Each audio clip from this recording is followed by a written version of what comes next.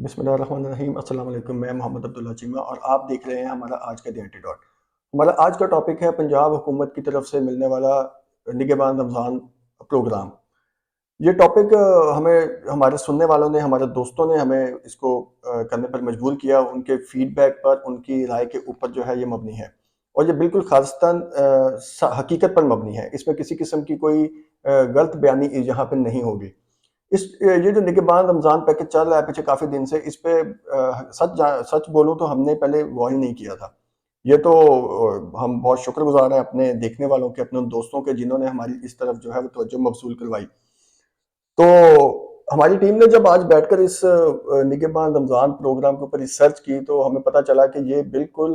اسی طرح کا ایک پولیٹیکل سٹنٹ ہے۔ اس میں فراڈ نہیں کہوں گا، ایک پولیٹیکل سٹنٹ کہوں گا، جس طرح سے وہ پچھلا ویلاگ ہمارا تھا صفائی والی مہم کے اوپر۔ کیونکہ پولیٹیکل سٹنٹ اس لیے کہوں گا کہ ایسا پروگرام جو بغیر کسی پلاننگ کے، بغیر کسی مشورے کے راتوں رات ڈیسائیڈ کر لیا جائے اور راتوں رات اس کا حکم نامہ بھی جاری کر دیا جائے،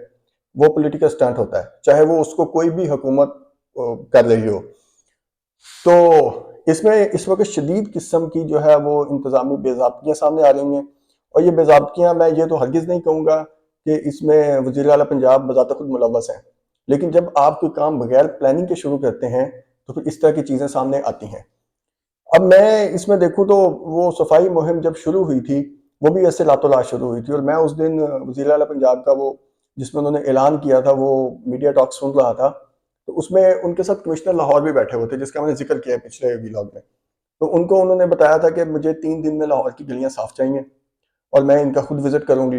اور میرا اپنا ایک میکنزم ہے۔ تو اس میکنزم کے لفظ سے مجھے یاد آیا کہ میں ان کو بتاؤں کہ میڈم آپ کے میکنزم کو اس کی زیادہ ضرورت ہے، کیونکہ وہاں تو جو بے ضابطگیاں، وہاں پہ جو فراڈ، وہاں پہ جو کاروائیاں ہو رہی ہیں وہ اتنی سویر نہیں ہیں جتنی یہاں پہ اب سامنے آئی ہیں۔ اس میں اگر دیکھا جائے تو اس وقت جو بھی مقامی محکمے ہیں، کسی بھی ایریا سے ریلیٹڈ مقامی محکمے ہیں، یہ ٹوٹل ان کی طرف سے ایک کارروائی ڈالی جا رہی ہے۔ اس کی وجہ یہ کہ انہوں نے لسٹیں نئی فائنل کی ہی نہیں ہیں، کیونکہ نئی لسٹیں جب تبھی جاری ہوں گی جب مکمل طور پر سکروٹنی ہوگی، جس کے لیے کم از کم 1، 2 یا 3 مہینے چاہیے ہوتے ہیں۔ تو اس میں اس وقت سچویشن یہ ہے جناب کہ 50% صاحب حیثیت اور صاحب ثروت لوگ مستفید ہو رہے ہیں ان راشن بیگوں سے، اور جو فوت شدگان ہیں ان کے نام پر بھی راشن بیگ جاری کیے جا رہے ہیں۔ اس ضمن میں جو سب سے پہلے مجھے میرے بہت ہی کریڈیبل، بہت ہی ٹرسٹ دوست ہیں چشتیاں شہر سے، انہوں نے مجھے رات فون کر کے یہ ساری کارروائی بتائی، اور انہوں نے جس طرح سے مجھے بتایا کہ جس طرح سے یہ راشن بیگ رکشوں میں لوڈ ہو کر آ رہے ہیں، جو لوگ ان کو لے کر آ رہے ہیں، اور وہ بھی چونکہ اس میں آئی ڈی کارڈ کے ساتھ اٹیچ ہے ہر راشن بیگ، تو ان کے پاس پہلے سے لسٹیں موجود ہیں کہ کون سے لوگ ہماری مخالف جماعت کے ہیں اور کون سے لوگ ہماری حمایتی یا ہمارے سپورٹرز ہیں۔ تو وہ مخالف جماعت کے جو لوگ ہیں، جو کہ پی ٹی آئی کے ہیں، ان لوگوں کے آئی ڈی کارڈ دیکھ کر تو ان کو وہ جاری نہیں کیے جا رہے، صرف جو اپنی حمایتی ہیں، جو اپنے لوگ ہیں، ان کے آئی ڈی کارڈ دیکھ کر، اور یہ بات ٹھیک ہے کہ ان کو آئی ڈی کارڈ پر ہی جاری ہو رہا ہے، وہ ایسے نہیں ہو رہا کہ آئی ڈی کارڈ کسی کا اور جا کسی اور کو رہا ہے، لیکن وہ صرف اپنے سپورٹرز کو دیا جا رہا ہے، جبکہ وزیر اعلیٰ پنجاب نے چند دن پہلے یہ کہا تھا کہ اس میں ہم کسی قسم کی تخصیص نہیں کریں گے، ہم سب کو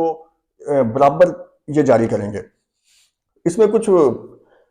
فوت شدگان بھی ہیں جن کے نام پر یہ راشن بیگ جاری کیے جا رہے ہیں۔ تو یہ اس میں ایک اور واقعہ بھی ہے جو کل رات کو میرے ایک بہت اچھے دوست ہیں جو اس شہر کے بہت ایک ویل آف اور ایک کافی فیمس فیملی سے ہیں، انہوں نے مجھے بتایا کہ ان کے گھر کا ڈور ناک کیا گیا، اور جب وہ باہر نکلے تو یہ راشن بیگ تقسیم کرنے والے آئے ہوئے تھے، اور انہوں نے کہا جی کہ آپ دونوں بھائیوں کے نام پر یہ راشن بیگ ہیں تو اپنے آئی ڈی کارڈ لے کر آئیں اور اپنے راشن بیگ دیں۔ تو وہ ہنس پڑے، وہ کہہ رہے ہیں کہ جی ہمیں تو اللہ نے خود اتنی توفیق دی ہے کہ ہم تو خود اس طرح کے نیک کام جو اللہ نے کرنے کی توفیق دی ہے، تو ہمیں تو اس راشن بیگ کی ضرورت ہی نہیں ہے، لیکن وہ بضد تھے کہ جی آپ کے نام پہ ہے تو آئی ڈی کارڈ دیں اور یہ آپ کو لینا پڑے گا۔ تو وہ کہہ رہے ہیں کہ پھر ہم نے وہ لے لیے، اور آگے جو کچھ مستحق لوگ تھے ان کو ہم نے آگے وہ دے دیے، ان کو ڈونیٹ کر دیے۔ اس ضمن میں نے کل ایک اور صاحب کا بھی سنا تھا، لیکن ان صاحب کی کریڈیبلٹی پہ تھوڑا سا مجھے شک تھا، جو ان 2 واقعات کے بعد دور ہو گیا۔ ان کا کہنا ہے کہ ان کے گاؤں میں ایک فیملی ہے جن کے 3 نوجوان جرمنی میں ہیں، اور وہ صاحب جو اس فیملی کے سربراہ ہیں وہ خود ایک مشہور ایڈوکیٹ ہیں، وہ بتا رہے تھے کہ ان کے گھر 5 راشن بیگ گئے ہیں. چلو ان کے گھر تو گئے ہیں، لیکن میں لینے والوں کو بھی آفرین ہی کہوں گا ان کو کہ کتنا دل گردے کا کام ہے کہ آپ غریبوں کا حق جو ہے وہ کس طرح سے کھا رہے ہیں. اس ملک میں جب بھی کوئی اس طرح کا منصوبہ جاری ہوتا ہے تو وہ غریب عوام کے نام کی وجہ سے ہی ہوتا ہے، انہی کے نام پر ہوتا ہے، اور سب سے زیادہ حق تلفی انہی کی ہوتی ہے. اس ٹائم یہ بات نہیں ہے کہ ان مستحق افراد تک یہ بیگ جا نہیں رہے، لیکن مسئلہ یہ ہے کہ جو غیر مستحق ہیں، جن کا اس لسٹ میں نام ہی نہیں ہونا چاہیے تھا، ان تک بھی جا رہے ہیں. تو یہ 3 ایگزامپل تو سامنے کی ہیں. پھر اس کے بعد آج صبح میری اپنی ایگزامپل اس میں سامنے آ گئی کہ مجھے صبح گاؤں سے فون آیا کہ جی وہ اپنے والد صاحب کا آئی ڈی کارڈ جو اس کی کاپی دیں، ان کے نام پر بھی وہ ایک راشن بیگ آیا ہوا ہے. تو میں نے، چونکہ وہ سب جانتے ہیں، تو میں نے ان سے کہا کہ یار میرے والد صاحب تو 1.5 سال پہلے فوت ہو گئے ہیں، اور جب وہ فوت ہوئے تھے تو میں نے 1 ہفتے کے اندر ان کا ڈیتھ سرٹیفکیٹ بھی جاری کروا لیا تھا، اور ان کا آئی ڈی کارڈ بھی نادرا سے جا کے میں نے کینسل کروایا تھا. تو ان کا نام تو اس لسٹ میں ہونا ہی نہیں چاہیے، لیکن آفرین ہے ان کے اوپر. اس کا مطلب ہے کہ انہوں نے یہ لسٹیں کم از کم 3-4 سال پرانی اٹھائی ہیں، اور اس میں بھی جب وہ لسٹیں بنی تھی تب بھی اس کے اندر کسی قسم کا کچھ سکروٹنی نہیں کی گئی تھی. ادروائز میرے والد کا نام تو اس میں آتا ہی نہ کہ ایک سرکاری آفیسر ریٹائرڈ اور جس کے نام پہ زمینیں بھی ہیں، جس کے نام پہ بینک اکاؤنٹس بھی ہیں، تو اس کو آپ ان لسٹوں میں شامل کر رہے ہیں. بات صرف یہیں تک نہیں ہے. ابھی جب یہ الیکشن ہوا ہے مہینہ پہلے، 1 مہینہ اور چند دن پہلے، تو اس میں بھی میرے والد صاحب کا نام انکلوڈ تھا، اور انہی لوگوں نے مجھے ان لسٹوں کی تصویر بھیجی تھی کہ آپ دیکھیں جی کہ آپ کے والد کا نام ابھی بھی لسٹ میں آ رہا ہے. تو مجھے سمجھ نہیں آتی کہ یہ میکنزم کون بناتا ہے، ان لسٹوں کو کون جاری کرتا ہے. کیونکہ ہمیں کہا جاتا ہے کہ نادرا جو ہے یہ دنیا کا جو ہے وہ چند بہترین محکموں میں سے ایک ہے. تو اگر نادرا کا ریکارڈ حکومت کے ساتھ سنکرونائز نہیں ہے تو اس کا مطلب ہے کہ نادرا اپنا کام نہیں کر رہا، یا حکومت اپنا کام کرنا ہی نہیں چاہ رہی. اور بات وہی ہے کہ اس طرح کی جو مہم ہوتی ہے، یا اس طرح کے جو پروگرام ہوتے ہیں، اس پہ 3-3 4-4 مہینے باقاعدہ سکروٹنی کرنی پڑتی ہے. اس کی بہترین مثال میں یہ دوں گا، جو پی ٹی آئی والوں نے احساس کفالت پروگرام جو جاری کیا تھا، اس میں اچھی طرح یاد ہے کہ اس میں تقریباً 3 ماہ تک بہت سخت قسم کی سکروٹنی ہوئی تھی. اس میں لاکھوں لوگ جو ہیں ان لسٹوں میں سے نکالے گئے تھے. وہ لاکھوں لوگ جو کچھ سرکاری ملازم تھے، بہت سارے صاحب حیثیت امیر لوگ تھے، اور وہ سب اس سے پہلے وہ جو سہولیات تھے یا وہ جو بھی پیکیجز تھے جو بھی جاری ہوتے تھے پچھلی حکومتوں میں، وہ سب لے رہے تھے. تو پی ٹی آئی نے وہ کم از کم 3 مہینے اس کے اوپر کام کیا تھا، اور نو ڈاؤٹ کہ وہ ایک بہت شفاف پروگرام تھا. اس پروگرام کو ہونا چاہیے تھا یا نہیں ہونا چاہیے تھا، یہ ایک بات کی بات ہے، لیکن اس پروگرام میں اس طرح کی بے ضابطگیاں یا اس طرح کے فراڈ ہرگز نہیں تھے. میں تو یہی کہوں گا وزیر اعلیٰ پنجاب کو کہ اگر آپ کا اپنا میکنزم اتنا سٹرونگ نہیں ہے تو آپ احساس کفالت پروگرام سے وہ میکنزم یا وہ طریقہ کار لے سکتی ہیں. یہ کوئی حرام نہیں ہے، اس میں کسی قسم کی شرم کی بات بھی نہیں ہے. لیکن آپ کے میکنزم تو اب سامنے آ گیا ہے.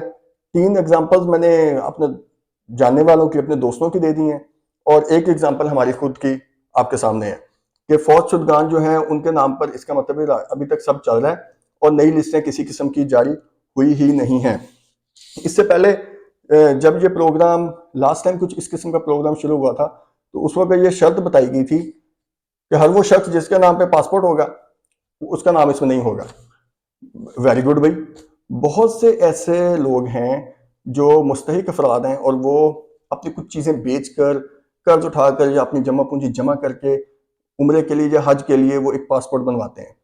تو آپ نے ان کو تو اس شرط کے اوپر ویسے ہی ایکسکلوڈ کر دیا. پھر دوسری شرط رکھی گئی تھی کہ جن کا پاس سی این آئی سی ہوگا، چپ والا سی این آئی سی، وہ جو ارجنٹ جاری ہوتا ہے 2 یا 2,500 روپے میں، تو اسمارٹ سی این آئی سی، اس کو وہ بھی یہ تھی کہ جس بندے نے 2 یا 2,500 روپے کا یہ سی این آئی سی جاری کروایا، اس کا مطلب ہے کہ وہ مستحق تو نہیں ہے. اچھا جی، ان کو بھی ایکسکلوڈ کر دیا. حالانکہ اس میں بھی بہت سارے ایسے ہوتے ہیں جن کو کسی مجبوری کی وجہ سے وہ بنوانا پڑتا ہے. تیسرا انہوں نے رکھا ہوتا بینک اکاؤنٹ. اب بینک اکاؤنٹ بھی کچھ شرط نہیں ہے کہ بینک اکاؤنٹ ایک امیر آدمی کا ہی ہوگا. بینک اکاؤنٹ بہت سے لوگ بہت سی مجبوریوں کی وجہ سے، بہت سی ضرورتوں کی وجہ سے بنواتے ہیں. بہت سے لوگ ایسے ہیں جن کو ڈونیشن آتے ہیں باہر سے. پھر تیسری اس میں ایک تھی کہ جس کے نام پہ بائک یا گاڑی رجسٹر ہوگی. چلیں گاڑی کی حد تک تو سمجھ آتی ہے، اب بائک تو پاکستان میں ہر آدمی کے پاس ہے، تو کیا وہ مستحق نہیں ہے جس کے پاس بائک ہے؟ لیکن ان سب شرطوں کو رکھ کے اس کے باوجود یہ آپ کے سامنے ایک اوور ویو ہے جو میں بتا رہا ہوں کہ پہلے یہ شرطیں رکھی گئی کہ یہ لوگ اس میں نہیں ہوں گے، یہ مستحق نہیں ہے. لیکن اب جب ان لسٹوں کو دیکھیں تو جو لوگ اس طرح کے پیکج اپنی ذاتی جیب سے چلا سکتے ہیں، یہ راشن بیگ ان کے گھروں میں بھی جا رہے ہیں. تو میں اس میں وزیر اعلیٰ سے یہی کہوں گا کہ یہ جو انتظامیہ ہے جنہوں نے آپ کو یہ مشورہ دیا ہے، جو لوگ اس سارے پروگرام کو دیکھ رہے ہیں، وہ عوام کو اور خزانے کو چونا لگا رہے ہیں، اور ان کو نہیں سب آپ کو بھی لگا رہے ہیں. آپ کو سب اچھے کی رپورٹیں جا رہی ہیں، چند لوگوں کو جمع کرتے ہیں، ان کی تصاویر بناتے ہیں اور وہ تصاویر آپ تک بھیج دی جاتی ہیں. ذرا خود جس طرح آپ ہر روز رمضان بازار میں جاتی ہیں یا بہت سی جگہوں کے دورے کر رہی ہیں، کسی دن بھیس بدل کر یا اپنے کسی ٹرسٹ وردی بندے کو بھیج کر اس پروگرام کی حقیقت تو پتہ کروائیں. آپ کو پتہ چلے کہ یہ پروگرام آپ کی عزت میں اضافے کا باعث نہیں بن رہا. ٹھیک ہے، اچھی بات ہے کہ مستحق افراد تک جا رہا ہے، لیکن اس طرح جب آپ سڈن ایک رات میں اس طرح کے پروگرام بنائیں گی تو اس طرح کے پروگرام وہ حکومت کے لیے شرمندگی کا باعث ہوں گے، کسی بھی قسم کی اس کی کریڈیبلٹی کے لیے اچھے نہیں ہوں گے. اس کے بعد جو وہی جو ہم نے پہلے آپ سے پرومس کیا تھا کہ اب جب تک حکومت پنجاب یا گورنمنٹ آف پاکستان یہ نارتھ شور لیبز کو دوبارہ سے انسٹال نہیں کرتی، دوبارہ سے ان کے ساتھ کانٹیکٹ نہیں کرتی، ہم اس کے اوپر اپیل کرتے رہیں گے کہ ان نارتھ شور لیبز کے ساتھ دوبارہ کانٹیکٹ کیا جائے. ان کو پچھلی دفعہ 4 شہر تھے، اس دفعہ 8 10 یا 12 شہروں میں ان کو دوبارہ سے سٹارٹ کیا جائے، بلکہ کوشش کریں پورے پنجاب میں ان کو کریں، تاکہ یہ جو پرائیویٹ لیب مافیا ہے اس کی جو وہ ایک اجارہ داری ہے وہ ختم ہو سکے. یا اگر اجارہ داری کو چلیں کیونکہ ان کو آپ ختم تو نہیں کر سکتے پرائیویٹ سیکٹر کو، کم از کم اپنے ریٹس نیچے لے کر آئیں. وہ اس وقت ان کے ریٹس ہیں کہ ایک اچھا خاصا جو کھاتا پیتا آدمی ہے اس کا بھی پورا مہینے کا بجٹ ڈسٹرب ہو جاتا ہے جب وہ ایسی لیبز پر چند ٹیسٹ کروانے جاتا ہے. اور ان ٹیسٹ وغیرہ کے بغیر جو ہے کسی قسم کی بیماری ڈائگنوز نہیں ہو سکتی. تیل تکے پہ چلتا ہے ڈاکٹر پھر، اور تیل تکے کا نتیجہ ہم روز دیکھ رہے ہوتے ہیں سوسائٹی کے اندر. تو اینڈ میں اپنے دیکھنے والوں سے وہی گزارش کروں گا کہ ہمارے چینل کو سبسکرائب کریں، بیل بٹن کو پریس کریں، اور یہ ضرور کریں، کیونکہ میں آج ڈیٹا دیکھ رہا تھا اس کے اوپر یوٹیوب اسٹوڈیو کے اوپر کہ ہمارے 80% جو ویورز ہیں انہوں نے ابھی تک سبسکرائب نہیں کیا. ان کی بہت مہربانی کہ وہ 15 منٹ کی، 12 منٹ کی، 13 منٹ کی ویڈیو دیکھتے ہیں، لیکن یقین مانیں بیل بٹن کو پریس کرنے میں اور سبسکرائب کرنے میں شاید 1 سیکنڈ لگتا ہے، اور اس میں کسی قسم کا کوئی بجلی کا کرنٹ بھی نہیں ہے کہ آپ اس بٹن کو چھیڑیں گے تو آپ کو وہ اس میں سے کرنٹ لگے گا. تو آپ سے بہت ہمبل ریکویسٹ ہے کہ چینل کو سبسکرائب کریں اگر ابھی تک نہیں کیا، بیل بٹن کو پریس کریں. ویڈیو کو اگر آپ کو ویڈیو پسند آئی ہے تو اس کو ضرور لائک کریں اور آگے شیئر کریں، کیونکہ حق بات کو شیئر کرنا بھی صدقہ کہلاتا ہے. ملتے ہیں اگلے ولاگ میں. اللہ حافظ.